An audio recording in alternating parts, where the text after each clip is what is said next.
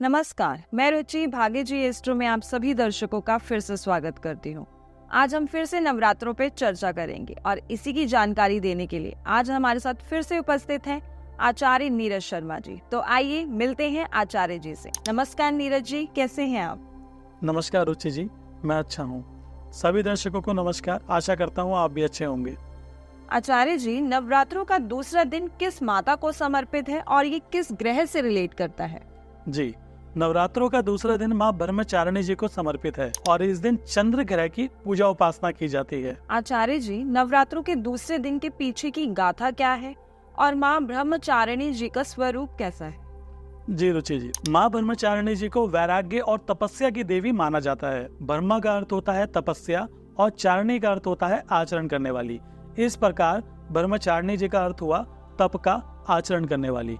कठोर तपस्या के कारण इनका यह नाम पड़ा था। इस स्वरूप में माँ ब्रह्मचारिणी जी तपस्विनी जी के रूप में है और उनके दाएं हाथ में जप की माला है और बाएं हाथ में कमंडल रहता है। माँ ब्रह्मचारिणी जी ने शुंभ निशुंभ दानव मारे थे। विद्यार्थियों और तपस्वियों के लिए इनकी पूजा अति उत्तम और शुभ होती है। इनकी पूजा से मन को शांति, एकाग्रता और तपस्या का ज्ञान भी मिलता है। नीरज जी, माँ ब्रह्मचारिणी जी की पूजा कैसे करनी चाहिए, ये भी हमारे दर्शकों को बता दीजिए। जी अवश्य। माँ ब्रह्मचारिणी जी की पूजा में यदि आप 9 दिनों का व्रत कर रहे हैं तो अखंड ज्योत जली होनी चाहिए, और यदि आप पहला और अंतिम व्रत करते हैं तो सर्वप्रथम माँ की मूर्ति या फोटो के समक्ष घी का दीपक जलाएं और फिर माँ को सफेद चीजों का भोग लगाएं, जैसे मिश्री, शक्कर, पंचामृत, मेवे आदि अर्पित करें। ध्यान दें कि इस दिन माँ की पूजा आप पीले या सफेद वस्त्रों को धारण करके ही करें तो उत्तम फलों की प्राप्ति होगी।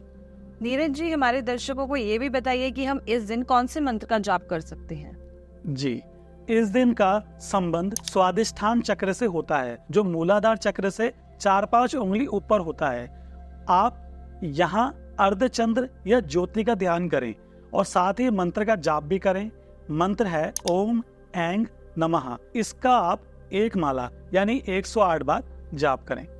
नीरज जी, अब प्लीज ये बताइए कि इस दिन चंद्र ग्रह से संबंधित कौन कौन सी समस्याएं दूर हो सकती हैं?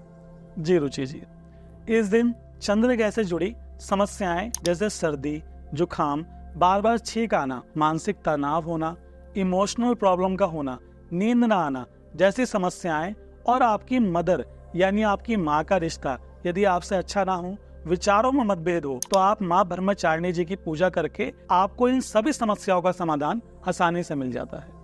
नीरज जी, इस दिन की पूजा से हम चंद्र ग्रह को कैसे मजबूत कर सकते हैं? जी बहुत अच्छा सवाल है। इस दिन आप माँ ब्रह्मचारिणी जी को सफेद चीजें जैसे मिश्री, पताशा, इलायची दाना, खीर आदि अर्पित करें। फिर माँ को चांदी की धातु में बना आधा चंद्रमा माँ के चरणों में अर्पित करें और मंत्र का जाप करें। मंत्र है ओम श्राम श्रीम श्रोम सा चंद्रमसे नमः।